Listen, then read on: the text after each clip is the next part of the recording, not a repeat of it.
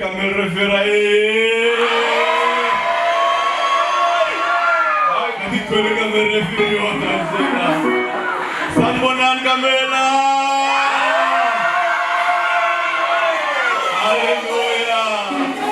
Hallelujah. Empumeleleni nikhona.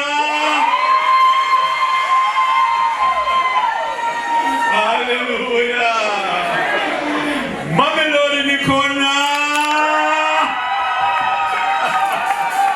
Hallelujah. Sosha.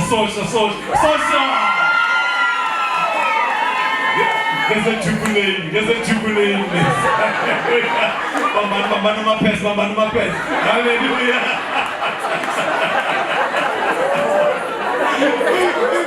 Sakano Kona.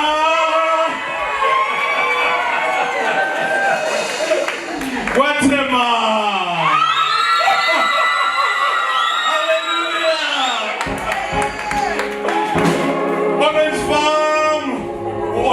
Orange Farm online. Hallelujah. Enjogodonobe headquarters. Ngangala.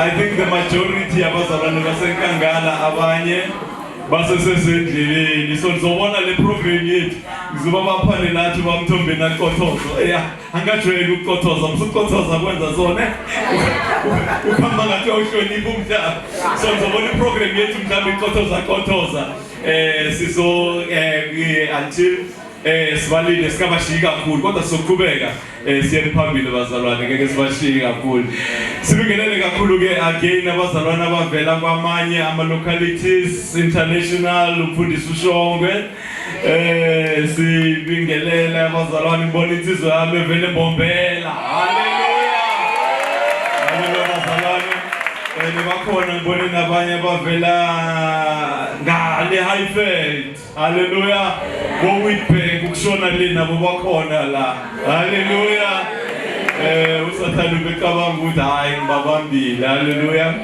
mara siphunyokhile haleluya bakamala ingwezo akakhulunyiwa ukuthi sathana utawutwa kubaba haleluya utawutwa kubaba this weekend haleluya zombalisa weekend le namulekile ke bazalwane ekubeni simkhonzela uNkulunkulu we are so happy to see you here hallelujah sizwe zethu besikhathazekile ukuthi ngeke mhlawumbe sibonane so we really had to make a plan hallelujah and we thank abafundisi thank you so much leadership from Mfundisi Masango eMamelodi Mfundisi Masilela Soshanguve Mfundisi Maduna kwaThema Mfundisi Umnisi eTsakane bathandekayo umfundisi waphane eKamel Referai Bishop Nkangala thank you so much for the cooperation ukuthi sivumelane sihlangane uba sizomdumisa uNkulunkulu haleluya bathandekayo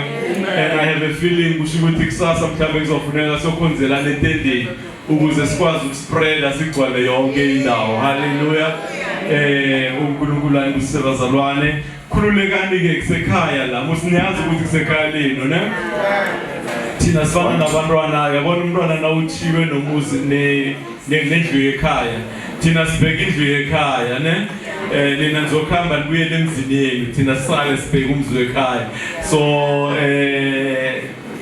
khululekani niyazi ukuthi ama-bathroom angapha amanye angale relaxani nje dumiseni uNkulunkulu the best way you know how uNkulunkulu anibusise bazalwane thank you Prophet Director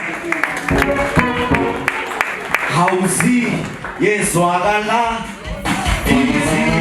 ize ngosi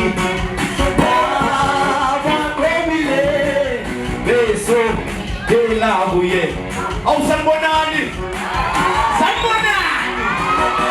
siyakhonza bazalwane awutshela umakhelwane ukuthi siyakhonza makhelwane awutshela nomunye makhelwane ukuthi siyakhonza bazalwane ulula kumhlabelela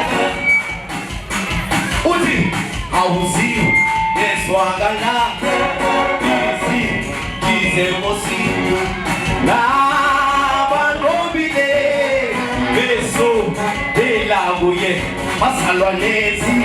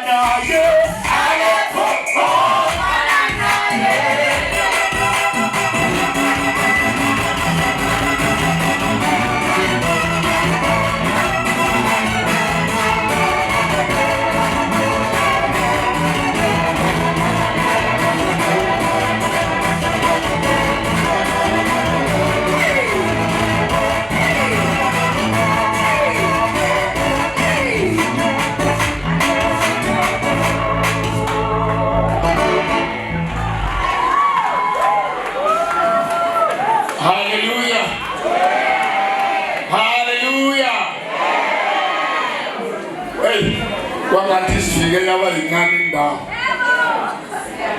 Amen.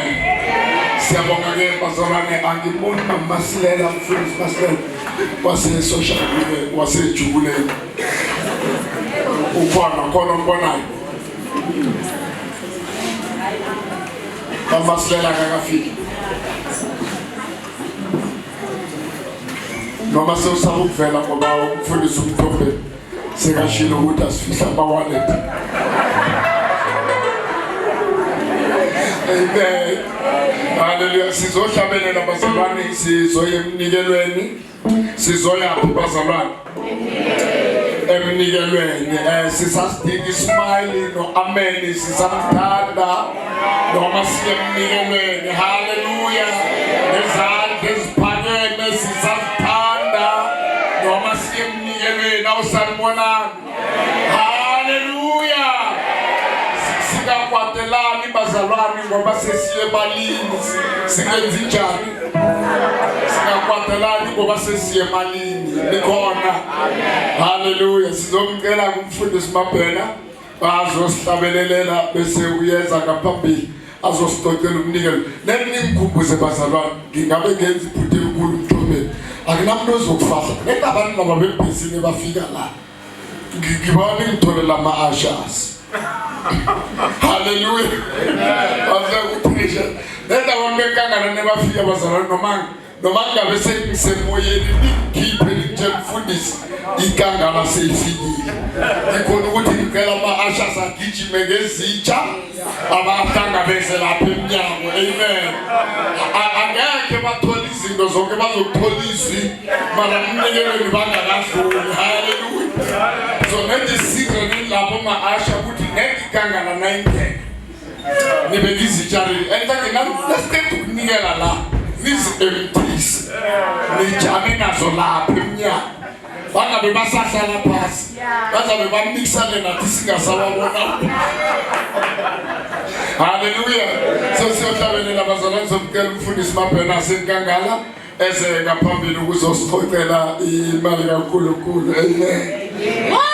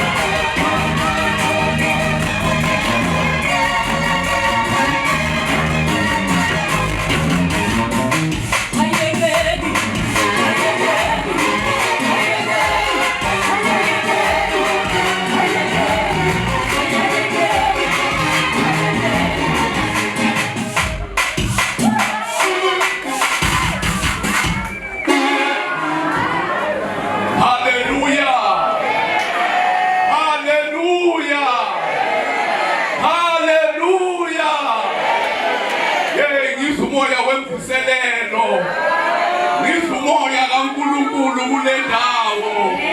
Haleluya. Ngokusho njalo angithathele thuba ngibingelele abazalwane bonke.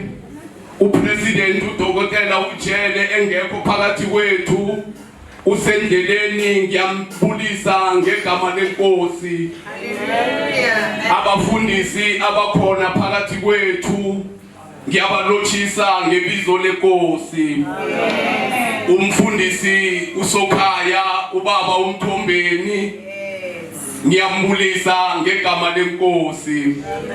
Umfundisi uMthombeni uthe nakeme la imenza abe mude kakhulu, abe njengogolayathi umdoloshiya. Haleluya.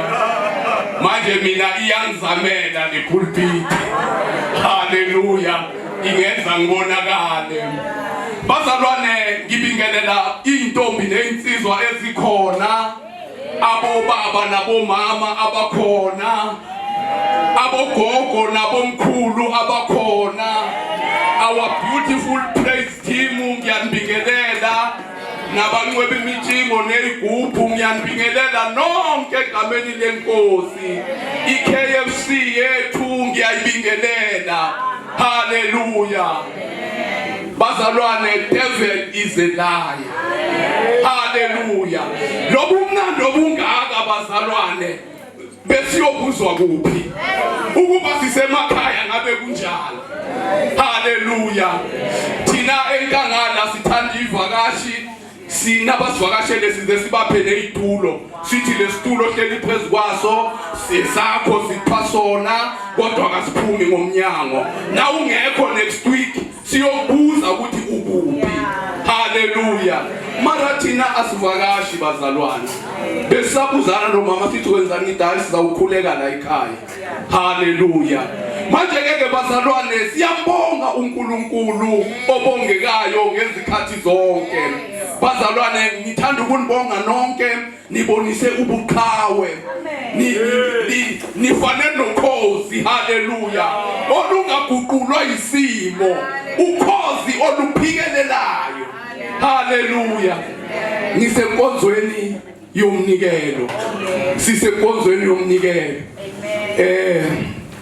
Umfundisi uAphane ngimzwile khala nami ngithi ngizama ukujika ngithi zakithi ngizazibona zingena. Haleluya.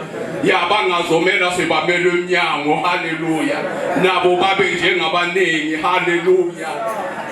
Bazalwane, uNkulunkulu okokuqala ake ngizisho, umfundisi uAphane ushilo ngingu-LJ Mabhena, omunye wamadodana walebandla iLast Trumpet Ministries, ngingumntwana kaNkulunkulu.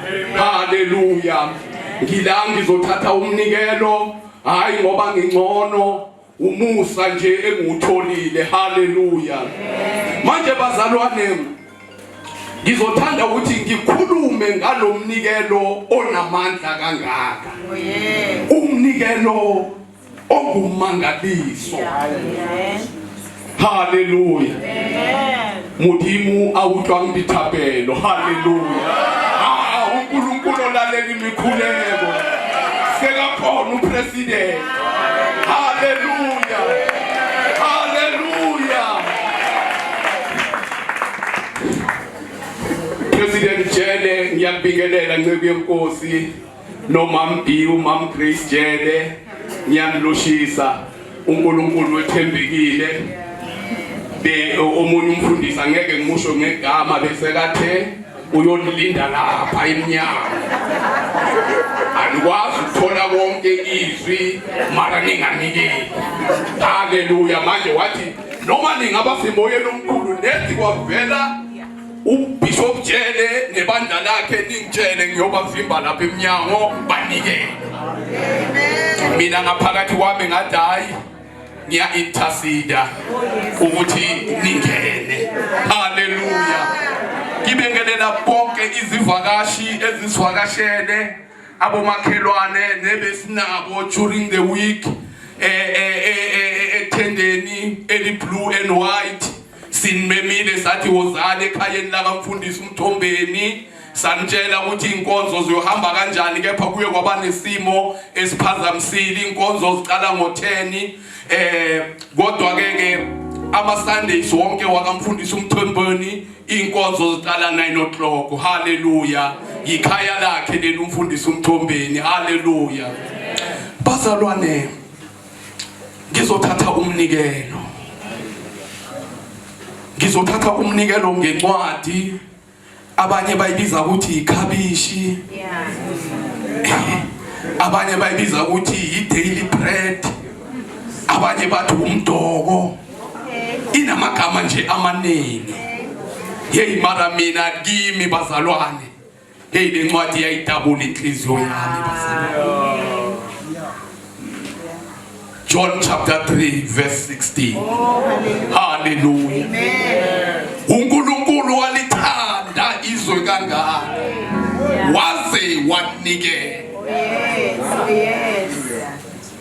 Loyo mnikelo loyo uNkulunkulu awenza yiwo owakhipha uAbrahama ezweni lakubo eHarana, izwe lezithixo. Lo mnikelo waba namandla wokuthi uAbrahama aphume alalele uNkulunkulu. Lo mnikelo yiwo owahamba noAbrahama. uAbrahama waze wafika eGibhithe, wafika wawakhohlwa lamandla amkhipha eHarana ezihlotsheni zakhe nasendlini kayise. Waze wathatha the wrong decision, wanikela ngonkosikazi wakhe, wathi unkosikazi wakhe udadewabo ngoba ecabanga ukuthi bazombulala. Inkosi yathatha umkaAbrahama yamlobola, yamenza unkosikazi wayo.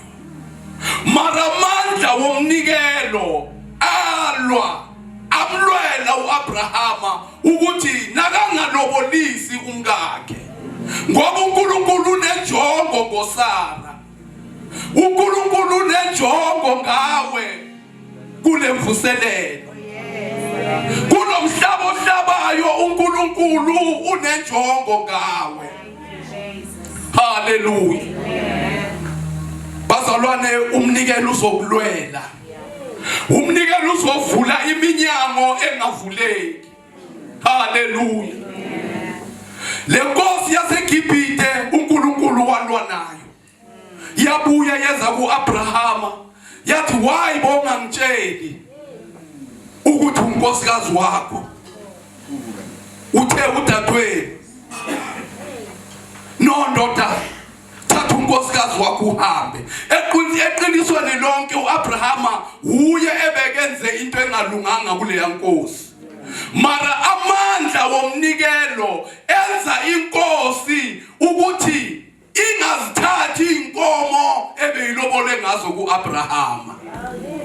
Manje lokho kimi kuletha ukuthi uma sinikela bazalwane siyozuza bazalwane. Kunamazwi eBhayibhelini athi inkonzo yesiphambano engubula kwababhubhayo,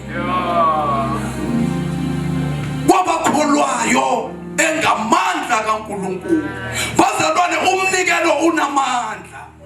Yiwo lo mnikelo bazalwane owenza aboPaul naboSila beshayiwe, belimele, kepha amandla womnikelo wabenza ukuthi bamkhonze uNkulunkulu, bamkhonze begcwele imivimbo.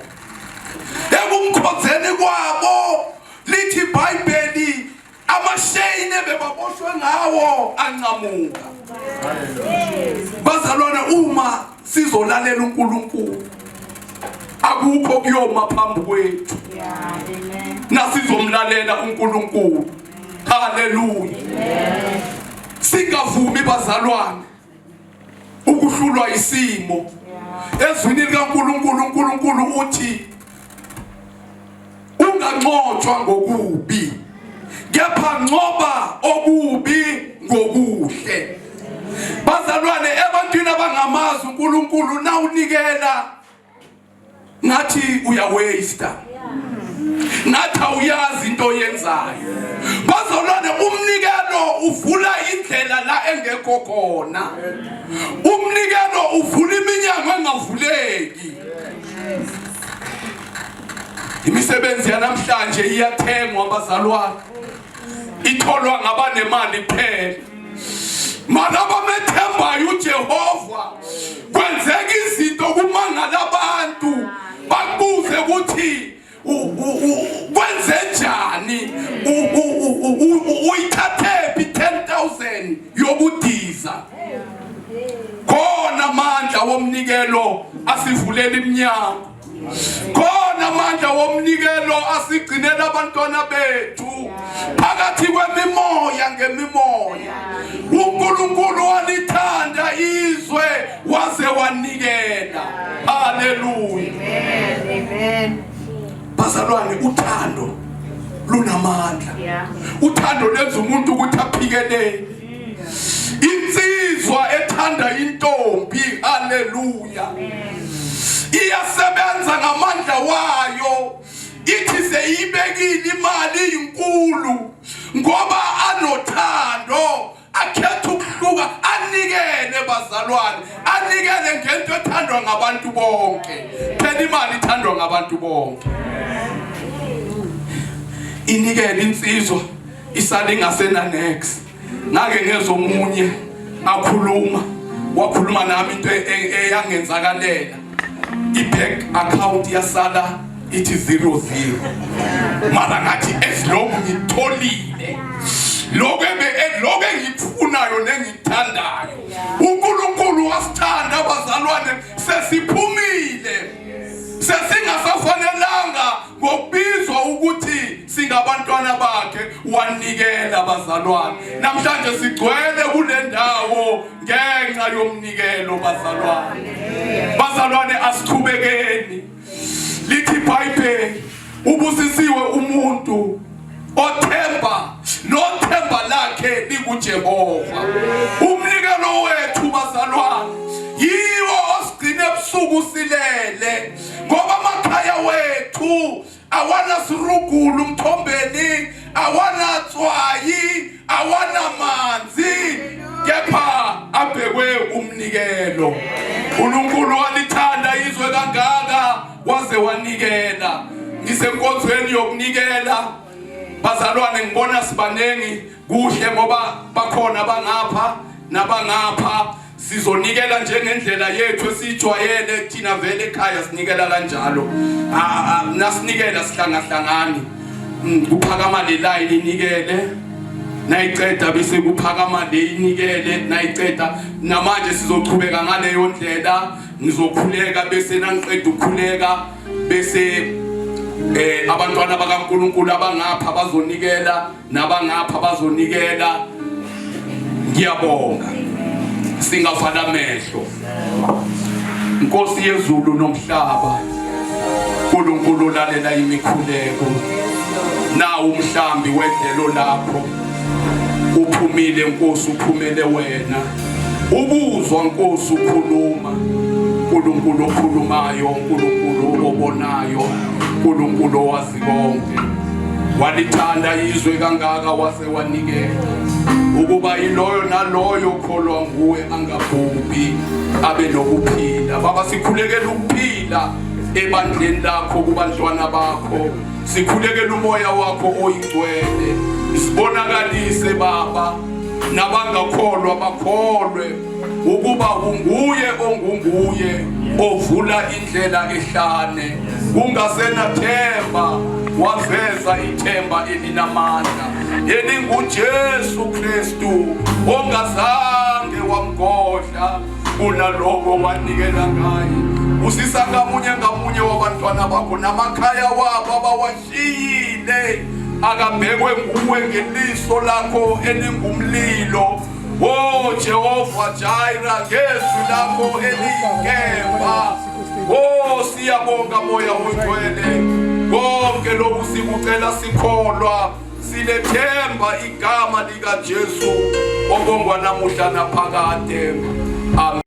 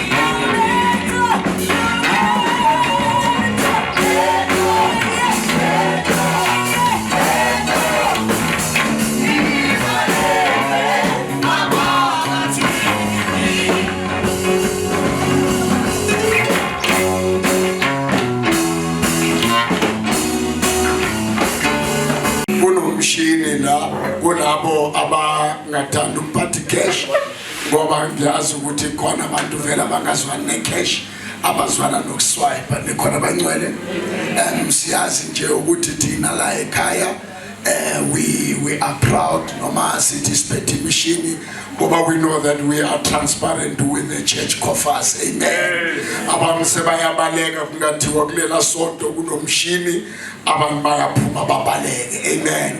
Kodwa ke sinenhlanhla thina ukuba the last time ministries la sazi khona ukuthi the church leadership accounts for every cent that the church spends. Amen. So ke sizohlabelela briefly unqobile Mthombeni ngicabanga ukuthi uye ophethe ispeed point sethu. Whoever would like to be blessed ngokuthi aswipe ikhadi lakhe uzokwenza njalo in the next minute basasihlabelela briefly. Amen.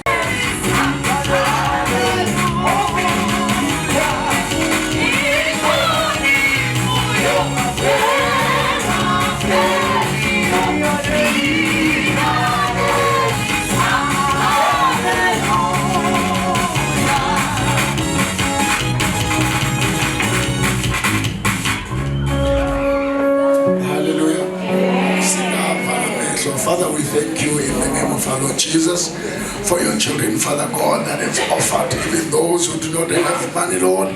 We thank you that they have offered their presence. Bless them, Lord, and ensure, Heavenly Father, that in the future they have got something to give in the name of Jesus. We thank you, Lord. We give you glory. We give you honor in Jesus' name. Amen. Siyabonga ke bazalwane isikhathi ebesilindile Tina besilinde wena Bishop. Amen. Tina besilinde wena nangazi bamabhena indaba yomuntu bekadilindela Tina besilinde wena ukuthi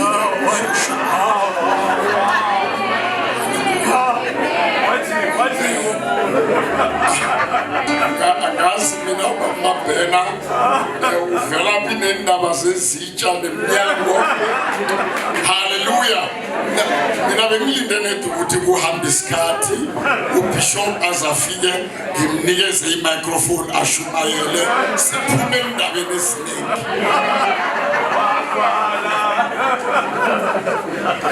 Hallelujah.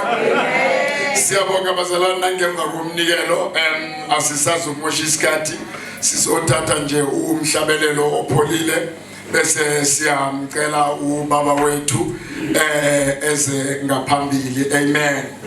We are so blessed Baba to have a father like you and who always bless us with his presence, and not just his presence but also his availability. Amen. I always say that when people get to this stage of life, they become, the more greater you become, the more inaccessible you become. Hallelujah. So sisane nhlanhla thina nokuthi usasihonora nasesigodini sethu. We don't take it light, and we are not just saying it from our lips, but we say it from the bottom of our hearts that we are so blessed to have a father like you. And we are going to ask you, Bishop, that uze ngaphambili usosabela isinkwa sethu sanamhlanje. Hallelujah. Isinkwa sethu as fresh from epageni nikhona bangcwele zula uNkulunkulu is always new every day, and so are his mercies every day. Amen. Wona lo musa suthola kulezo nikhona bangcwele. So ke asazi umosha isikhathi ngizocela basihlabelelele bese siyayicela inceku yenkosi ize ngaphambili ukuzosipha isinkwa sanamuhla. Amen. Oh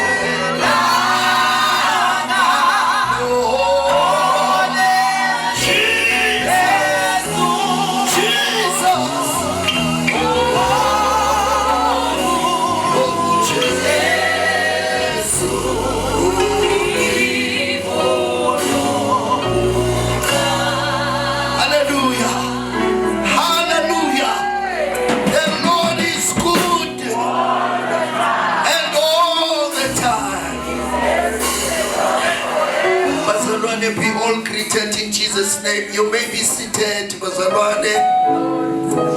Hallelujah. Amen. Hallelujah.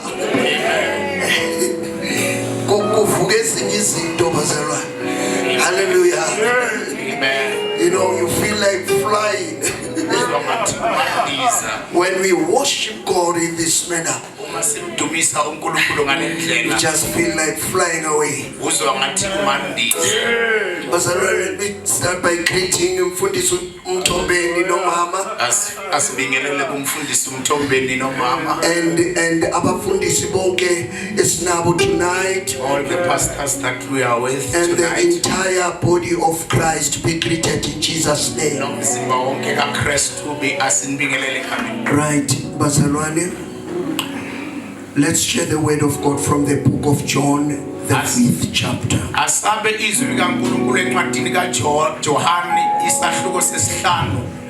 just want us to read from the first verse up to verse number 6. And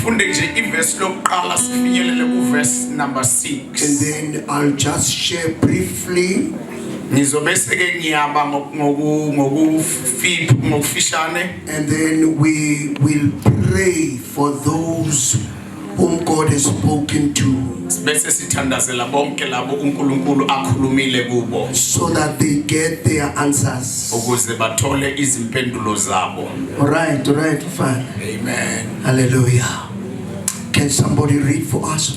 John chapter 5 verse number 1 to verse. There had been an invalid for 38 years. When Jesus saw him lying there and learned that he had been in this condition for a long time, he asked him, "Do you want to get well?" Amen. Amen. Amen. Any other version?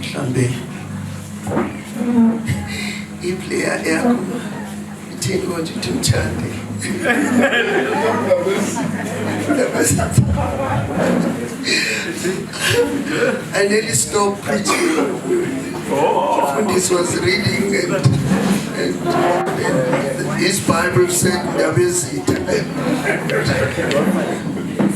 Amen. Thank you. Amen. All right. Is there any other version we can read from? Verse 1. Yes, ma'am. After this, there was a feast of Jews, and Jesus went up to Jerusalem. Now there is at Jerusalem by the sheep market a pool, which is called in Hebrew tongue Bethesda, having 5 porches. In this lay a great multitude of important folks, of blind, halt, withered, waiting for the moving of the water. For an angel went down at the certain season into a pool, and troubled the water, so whoever then first after the trembling of the water stepped in, whosoever deceased his head. And a certain man was there, which had an infirmity 38 years, and which had an infirmity 38 years. When Jesus saw him lying there, and knew that he had been now long time in this case, he said unto him, "Wilt thou be made whole?" The impotent man answered him, "Sir, I have no man when the water is trembled to put me in the pool. But while I am coming, another steppeth down before me." Amen. Walokho kwakukhona umkhosi wabaJuda. uJesu wakhuphukela eJerusalema. Ukhona ke eJerusalema ngasesangweni lezimvu ichibi elithiwa ngesiHebheru iBethesda. Linemipheme eyisihlanu. Kwakulele kuyo abagulayo abaningi kakhulu, izimpumputhe nezinyonga nabashwebeneyo belindele ukuzanyazanyiswa kwamanzi. Ngokuba ingelosi yayehla izikhathi ngezikhathi izamazamise amanzi, uthi lowo ongene kuqala emva kokuzanyazanyiswa kwamanzi asinde esifweni sakhe noma enasifo sini. Verse 5. Kwakukhona lapho umuntu othile owayesegule iminyaka engamashumi amathathu nesishiyagalombili. uJesu embona elele azi ukuthi enesikhathi eside enjalo wathi kuye uyathanda ukusinda na. Thank you. Father, we thank you for your word. Breathe on it once again and minister into our lives in Jesus' name. Amen. Hallelujah. Amen. Bazalwane, the message I'm going to share tonight umlayezo engifuna ukuletha namhlanje is a very common message. umlayezo ojwayelekile kakhulu. Some people they created songs abanye baze bakompoza izingoma and they can even recite the scripture. abanye babo bakhona ukusho lo mbhalo nje But ngeqondo. in the scripture, in the reality of the scripture, Kodwa eqinisweni lalo mbhalo lo we are told about this man sitshelwa ngale ndoda who's been sick for 38 years. iBhayibheli wayegule iminyaka engamashumi amathathu nesishiyagalombili. The whole story starts when Jesus went up to Jerusalem. Le ndaba le iqala la uJesu aya eJerusalem Because khona. then Jerusalem there was a festive, a Jewish festive. Ngoba lapha eJerusalem kwakunomqimbi othile. So Jesus went there. uJesu waya lapho. Now then Jerusalem, Lapho eJerusalem near the sheep gate, ngasemnyango ngesango lezimvu there was a pool. kwakukhona ichibi noma ipool. And this pool had 5 entrances. Kwakuneminyango noma indawo zokungena ezinhlanu. You know, I was privileged, Bazarane, some years back. We went to Israel. Ngibe nenhlanhla empilweni yami iminyaka endlulile ukuthi ngiye And kwaIsrael. we happened to see this pool. Salibona ke lechibi. And the pool called Bethesda. Lechibi libizwa ngokuthi iBethesda. And a miracle was happening in the pool. Kwakwenzeka izimangaliso lapha kuleli We are chibi. told that sometimes Siyatshelwa ukuthi ngesinye isikhathi an angel will appear ingilosi izokuvela and just stir the water ifike inyakazise ichibi and it leaves. bese iyahamba. I think, demanded. Ngiyacabanga ukuthi Bishop Maybe sometimes when people saw the angel, uma ngabe abantu bebona lengilosi they would take some containers, scoop the water. bathathe izinto ezithile bakhe lamanzi. Maybe others would drink the water. Abanye bebathatha Others, mhlambe bawuphuze lamanzi. others would bath with the water. Abanye bageze ngawo. And others would do whatever they wanted to Abanye do. bazokwenza noma ngayini abafuna ukuyenza ngalamanzi. But the Bible says, Kodwa iBhayibheli lisitshela ukuthi when any person ulithi uma ngabe noma ngibani jumped into the pool, emqela phakathi kwechibi, that person would get healed. loyo muntu loyo And the uyophulukiswa. Bible says, Bese ke lithi it iBhayibheli doesn't matter what sickness he had. akunandaba ukuthi ugula siphi isifo. And there at that pool, Lapho kulelo chibi there were a lot of people. bekunabantu abaningi The blinds, abangaboni, the lames, abangakhona ukuhamba, those who could not even stand up on their own. abangakhona ukuthi basukume bazimele uqobo The lwabo. Bible says there were plenty of them. Lithi iBhayibheli baba baningi And they all lied there, babalele khona la waiting for the stirring of the water. balindele ukunyakaziswa When kwechibi. the angel came down, Uma kufika ingelosi hallelujah. Praise God. And the Bible says, lithi ke iBhayibheli whoever jumped first into the noma pool ngubani ongena kuqala would lapha get echibini healed. bekaphiliswa. Hallelujah. Amen. Hallelujah. Now this man Le ndoda who has been stuck in his life, le ndoda beyistuck empilweni yayo he could yonke. not even jump into the water. Bekangakhoni nokuthi agqumele You can phakathi kwe. imagine seeing people overtaking you, Yazi uke ubheke abantu bekudlula passing you by, bakudlula and they wait at the pool pool. beme lapha And echibini you just hear the sound of the water. bese uzwa umsindo wamanzi Boom, and you say, oh, somebody is here. bese uthi enhlizweni yakhe okhona ophulukiswayo And I'm still stuck here. kodwa mina soloku ngihleli la ngihleli khona. You see, somebody who's been staying with you. Uyabona umuntu bekahleli nawe Maybe he was also stuck with you. mhlambe naye abevajiwe njengawe And his luck, his blessing comes. isibusiso sakhe safika And he leaves you, he jumps into the pool. akushiye wena ancele phakathi And you see him no longer crawling. umbone You see him no longer limping. akasakhuli lo muntu You see him jumping and dancing umbone lo muntu because of the joy of it. ngenxa yentokozo yokuphiliswa. And there you are, Praise God. Mara wena stuck still, solo ubhajiwe stuck still. ubhajiwe la ubhajiwe khona. But there's one thing I love with this man. Kunento engiyithandayo ngale ndoda He never gave up. azange aphonse ithawula Not 38 days, hayi amalanga ayi 38 weeks, hayi amaviki ayi not 38 months, hayi iy'nyanga eziwu-38 38 years. 38 years 30 plus 8 years. amashumi amathathu nesishagalombili He persevered. wabekezela And as he saw others jumping, uma ebona abanye bajampa. hallelujah, Amen. hallelujah. Amen. There's a song elithi Linnakiarad.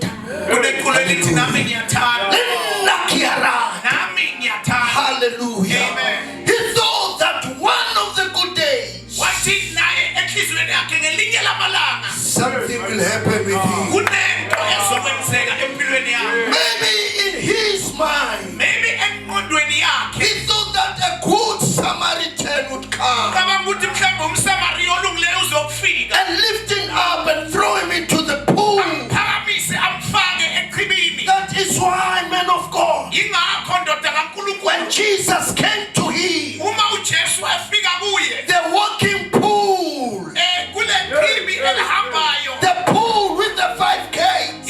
ichibi elinamasango Hallelujah. glory glory. He arrived Wafika uJesu and he asked him. wambuza For this, he never asked him his name. azange ambuze igama lakhe He never asked him his age. azange ambuze ukuthi unomnyaka emingaki. Ask him a very powerful question. Umbuza umbuzo onamandla kakhulu Do you want to get well? uthi uyafuna ukuphiliswa na. Do you want Uyafuna ukuphiliswa na. to get well? Ladies and gentlemen, Bafowethu we are here tonight. sila namhlanje And I'm glad we came. ngiyajabula ukuthi sizile. Hallelujah. Praise God. And if you can, we can be asked, Uma ngabe singabuzwa each and every one of us, kubuzwe ilona loyo wethu what challenges do you have in life? ziziphi izinselela onazo empilweni. Everyone will declare something. Ilona loyo kunento azoyisho. I'm glad you came. Ngiyajabula ukuthi nisile. The pool has come to us. Ichibi lise kithi. Hallelujah. Hallelujah. The pool is here. Ichibi lila. All you need to do Konke odinga ukuthi ukwenze is to come as you are. ukuthi uze njengoba unjalo. You know, Apani, I always say to people, Ngivane ngithi ebantwini the Almighty God, uNkulunkulu omnini mandla onke, the undefeated God, lo ongahlulwa ilutho. if you want to win Him, Uma ngabe ufuna ukuthi umwine, tell Him the truth. mtshele iqiniso. For this, that thing worked for me, Lento ingisebenzele, and it still works for me now. iyangisebenzela namanje. He's my daddy. Ungubaba wami, He's my father. ungubaba wami. He knows every part of my body. Konke I ngaye. don't have to hide anything from Him. Kufanele ukuthi ngifihle noma ngayini kuye. I don't even pretend to Him. Angizami nokuzenzisa phambi kwakhe. Because He knows me better than I know myself. Ngoba ungazi kangcono ngendlela engizazi ngayo mina. All that he needs from my side Konke akudingayo kimi is to acknowledge him by telling him the truth. ukuthi ngikwenze lokho ngimtshele iqiniso. Lord, you know me. Nkosi uyangazi. Help me. Isize. This is troubling me. Lokhu kuyangisinda. And I've seen this thing And ngiyibonile lento. working for me individually. Ingisebenzela It nje. worked in my marriage. Ingisebenzela It emshadweni worked in wami. my family. Ingisebenzela It worked in emndenini. my local church. Ingisebenzela It works ebandleni. in my environment. Ingisebenzela endaweni enguyo. It works, mfundisi. Iyasebenza. When other people say, Uma ngabe abanye abantu bethi never tell the truth. ungakhuluma iqiniso. Truth is bitter. Iqiniso liyababa. Truth stabs. Iqiniso liyalimaza. Truth is heavy. Iqiniso liyasinda. Cha, Tell the truth. khuluma iqiniso. Tell the truth. Khuluma iqiniso. You may see me wearing suit and tie, looking sharp, Ungangibona ngigqoke amasuti namathayi ngibukeka ngemuhle, but I come before God. kodwa ngiza kuNkulunkulu. I throw myself. Ngiyazidlala kuNkulunkulu. Say, Lord, I need you. Ngithi Nkosi ngiyakudinga. Without you, I'm nothing. Ngaphandle kwakho angisilutho. Ladies and gentlemen, as we are here tonight, Bafowethu namhlanje I'm telling you, the pool is here. ngiyakutshela ukuthi ichibi lila. Hallelujah. Now, a human being Umuntu nje is in two forms. umuntu ukabili. Is a physical body, Umuntu lo esimbonayo inyama. and he's a spirit in the body. Umumoya mara uhlala emzimbeni. Do you get this one? Amen. You may be healthy Kungenzeka physically, ukuthi emzimbeni wakho uyaphila, but we came here, kodwa sizile namhlanje. and the pool is here Ichibi lila to deal with our spiritual sicknesses. ukuthi lidile ngezifo zethu zikamoya. Maybe you came here, Mhlawumbe uzela, you've been pushed and begged. mhlawumbe bakucelile futhi bakuncenga Please just go to the conference. ukuthi siyacela sicela ukuthi netubuye Maybe just for econference. the last time. Mhlawumbe kokugcina, Hallelujah. Maybe you're no longer attending in your local church. mhlawumbe awusayi nje nakulocal church. Maybe things are not going well even in your marriage. Mhlawumbe izinto ayihambi kahle Look at nasemshadweni your wakho. neighbor and say, neighbor, Tshela umakhelwane you wakho came at the right place. ufike endaweni e-right. Jesus. The 5 entrances, the 5 porches were with him. Amasango amahlanu bekakuye. Hallelujah. Amen. Hallelujah. Amen. When Jesus was hanging on the cross, Uma uJesu elenga esiphambanweni, his both hands were pierced izandla zakhe zozimbili ziliyaziwe, and his feet were put, the other one on top of the other. izinyawo zakhe elinye libekwe phezu kwelinye, And with one long nail they pierced his feet. ngesipikili eside esikhulu bamhlaba ngaso. We see the 4 porches. Sibona amasango The Bible amahlanu. says as he was hanging on the cross, Lithi iBhayibheli eselenga esiphambanweni, one of the soldiers, elinye lamabutho they took a spear lathatha and umkhondo it pumped it on his side. lamhlaba ohlangothini. The Bible says iBhayibheli lithi the 5th porch opened. isango lesihlanu lavuleka. Hallelujah. Praise God. He's the healer. Ungumphilisi, He's the comforter. umduduzi, He's the good shepherd. ungumelusi omuhle, He's the King of kings. uyinkosi yamakhosi. There is no king who once died and rose again. Ayikho inkosi eyafa yavuka. Only him, he died and he Yena rose again. yedwa wafa Hence wavuka. today we celebrate. Ingakho namhlanje sigidinga We say he is risen. sithi uvukile. Hallelujah. Hallelujah. We even went to, I don't know, I heard that you also went to Israel. ngeke ngezwe ukuthi bathi uke waya kwaIsrael. Did you visit his tomb? Wafinyelela And ethubeni. when you enter there, Na ungena lapha. behind the door, Lapha emnyango emva komnyango it's written, ubhaliwe. he is not here. Akekho la. He is risen. Uvukile.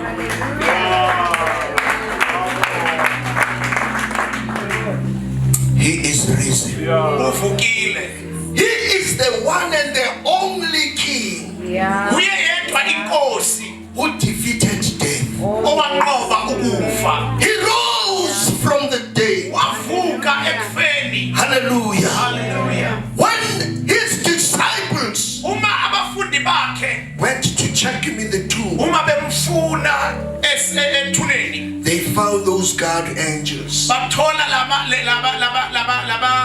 And they told this lady, batshela lo wesifazane and they said, the person you are looking for, bathi lo muntu omfunayo he's not here. akasekho la. He's not here. Akekho la. And they said to them, you can go and have a look. Bathi ungahamba uyobheka. They saw only those linens Bathola le ndwango which were used to wrap Jesus. ebeyisetshenziswe ukuthi igoqe umzimba kaJesu. He is risen. Uvukile. The king with the 5 porches. Inkosi enamasango amahlanu. He is risen. Uvukile. As I conclude, Mfundisi, Uma sengiphetha he looked at this man ubheka le ndoda. and said, I'm telling you, he's looking at you right now. Ubheke kuwe. As you are so closely listening to me, Uma ngabe ungilalekele kahle. it's not about me. I'm just a vessel. Mina nje ngisitsha. I'm just pulling your attention Ngizama ukuthi ngilethe umqondo to wami the presence of the one who called me. ebukhoneni balo ombizile. He looked at him. Wambheka. He never said, go to the pool. Azame athi hamba echibini. Hallelujah. Amen. And the man was explaining Indoda yayizama ukuchaza. his sympathy, his challenges. Achaza inselela zakhe nazo zonke inkinga zakhe. I have no man. Athi anginaye umuntu. You don't need a man. Awudingi umuntu. You need the King of Calvary. Udinga inkosi yaseCalvary. You need a sea walker. Udinga lo ohamba phezu kolwandle. Hallelujah. Amen. You need the man from Galilee. Udinga indoda yaseGalile. You need this Jesus of Nazareth. Udinga uJesu waseNazareth. You need this man who conquers death. Udinga lo muntu wanqoba ukufa. And Jesus spoke a powerful statement uJesu ukhuluma umuntu onamandla kakhulu. in verse number 8. Verse number 8. He says, get up, Uthi sukuma, pick up your mat, thatha uhlanga lwakho and walk. uhambe. Hallelujah. Amen. Hallelujah. Amen. Get up. Sukuma. You know where does the get up begins, Mfundisi? Uyazi ukuthi uqala It begins in the attitude. It begins in the mind. uqala kwisingqondo sakho. Hallelujah. Amen. You say it doesn't matter how many years I've been suffering from this sickness. Uthi akunandaba ukuthi iminyaka mingaki But tonight, right here, kodwa namhlanje I manje get up. ngiyasukuma. Jesus. Ngiyasukuma. Get up. Ngiyasukuma. Doctors has told you Abadokotela bakutshelile that the rest of your life ukuthi impilo yakho you will yonke be with this sickness. uzohlala nalesifo But lesi. there's a doctor who is beyond doctors. Kunodokotela ongaphezulu kwabodokotela. Jesus. Thank you, Jesus. Thank you, Lord. This doctor, Lo dokotela lo he was there before was there. wayekhona before liba khona. This doctor, Lo dokotela lo lenyanga le hallelujah. When the apostle explains him, uma umpostoli emchaza he calls him a high priest uthi umpristi omkhulu who knows our sicknesses. weakness. Thank you, Lord. The one who tasted death and he rose again. He can rise you up. If you take the instruction. And you know what? The Lord has spoken. Hallelujah. Amen. And when you take the instruction, hallelujah, things happen. Remember when we read the book of Acts 3. Same man was, the lame man was seated there. The family couldn't do anything else for him to. So they just put him there. The man of God arrived. Hallelujah. Hallelujah. And they looked at him. And they said, look at us. They say silver and gold we do not have, but we will give you what you have. In the name of Jesus Christ of Nazareth, rise up. And he believed. He believed. Friend, let me tell you this. You need no man. You need the man of Calvary. You need the sea walker. You need this Christ who said, I am the way, the truth, and the life. He said, I am the resurrection and the life. He said, I am the gate. Hallelujah. Praise the name of Jesus. You may be well in the body, but you notice that there's something not right in your spirit. This zeal of praying every night and every day, this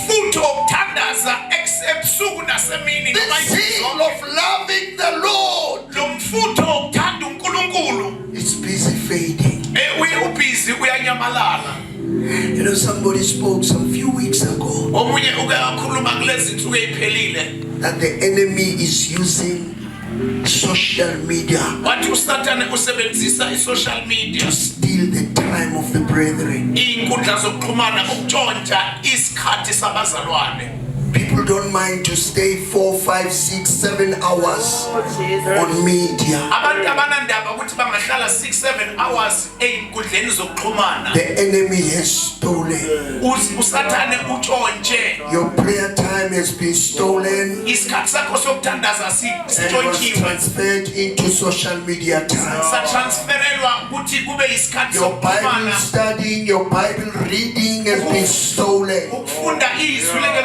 Hallelujah. Amen. Hallelujah. Amen. But today somebody can change things. The last time I spoke to one of my neighbors, I say, wouldn't you give God a chance? I hear what you're saying. It's almost done and dusted. The way you explain, even me myself, I understand that nothing can be done. But there is a God I serve. Wouldn't you give him a chance? Just give him a chance. And he said, Maxa, let me just go and give it a thought. I'm in prayer as I stand, that the Lord will save him from doing any stupid mistake. amaphutha empilweni yakho because what he told me, ngoba angitshele kona it can take just a minute ungathatha nje iminute to elilodwa finish up everything. ukuthi aqede yonke But I'm excited. He took my request kodwa wathatha lokho engimcele and kona I said to him, ngathi kuye wouldn't you give God ungeke nje umnikeze uNkulunkulu Yes, a sir. chance? ithuba Amen. amen Let's stand on our feet, Pastor. ake sime ngezinyawo zethu With the sickness you have, nalokugula onako wouldn't you give God ungeke yini umnikeze uNkulunkulu a chance? ithuba Maybe you've already given up.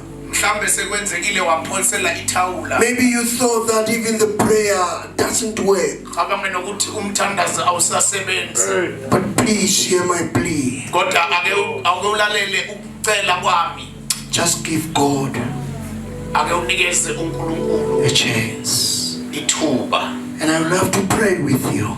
ngicela ukuthandaza nawe If you can just raise up your hand phakamise nje isandla so sakho that I see you ukuze ngubone and I want to pray with you. bese ngiyathandaza kanye nawe Bless you, bless you, bless you, bless you. And and Mfundisi, the Bible says lithi iBhayibheli that pool of Bethesda lithi ichibi laseBethesda was surrounded by sick people. belizungezwe abantu abagulayo People were not just visiting, bebangayi nje ukuyovakasha they were sick. bebagula They needed Jesus. bebamdinga They needed healing. badinga ukuphiliswa Jesus came. uJesu wafika Hallelujah. amen Praise the name of time. I would ask all those who lifted their hands, just come up front. And we are blessed because we have so many men of God, men and women of God. abaphakamisa izandla zabo There's one thing I believe, Pastor Ron, into yodwa engiyikholelwayo that if Christ did it for me, ukuthi uma uKristu angenzela He did it for me. wangenzela uKristu When people told my mother, sebetshele umamami Matausalanga ubola mathumbu. Toloki. Hallelujah. When they insulted my mother, bathuka umama they were telling her bamtshela ukuthi that my presence in her life is like she never had a child. bathi awuzalanga wabola amathumbu Hey, bani ngatholwa ngiratha mina. I was found a wreck. Angazi le yenza uNkulunkulu abona ukuthi nale ratha idinga ilidoba. I don't know what made God to say with this wreck I can just pick it up. When I remember that, Uma ngikhumbula lokho I'm humbled. ngiyathoba. I'm humbled. Ngiyathoba. Hallelujah. I want to assure you Ngifuna ukunikeza isiqiniseko that the pool is here. ukuthi ichibi likhona la. Just come up front. Come. The pool is here. Ichibi lila. And the pool is asking you, Ichibi liyakubiza noma liyakubuza. do you want to get well? Uyafuna ukuphulukiswa na? Do you want? Uyafuna ukuphulukiswa na? Is here. Can you just lift up both our hands out? Aphakamisa izandla zethu zombili. Thank you, Lord. Thank you, Jesus. We will just say this prayer after me, Pastor Ron. Sizosho lo mthandazo lo emva kwami. Then after that, I will pray. Emva kwalokho ngizabe sengiyathandaza. And then the servants of God in the house Iy'nceku zikaNkulunkulu la endlini will just come and lay hands on you. sizobe sezibeka izandla phezu kwenu. They'll just lay hands on you. Babeke nento izandla phezu kwenu. That will be the sign Lokho kuyoba uphawu that indeed God is intervening in your life. ukuthi uNkulunkulu uyangenelela empilweni zenu. And after you have been prayed for, Emva kokuthi senithandazelwe never ever doubt ningake ningabaze. Walk in the power of this message. Hambani phezu kwamandla walo. Walk in the power of this prayer. Hambani phezu kwamandla walo mthandazo. And see what God will do for you. Nibone ukuthi uNkulunkulu uzonenzelana. Ngitshela inyaniso, ngitshela indlela engiphila I'm ngayo. telling you the honest truth. This is how I live. Ungenzela izinto ezimangalisayo. He's doing great things for Because I me. just telling the truth. Ngenxa yokuthi ngimtshela iqiniso. Asivala amehlo uthi uNkulunkulu Baba. Ngiza kuwe ngegama lika Jesu. Ngizwile izwi lakho. Ngiyalamukela ngenhliziyo yami yonke. Ngiyavuma nangomlomo wami. Ukuthi wena ungangivusa. Kuloko ukucindezela impilo yami. Ngiyazinikela kuwe. Kulesikhathi samanje. Ngenelele empilweni yami.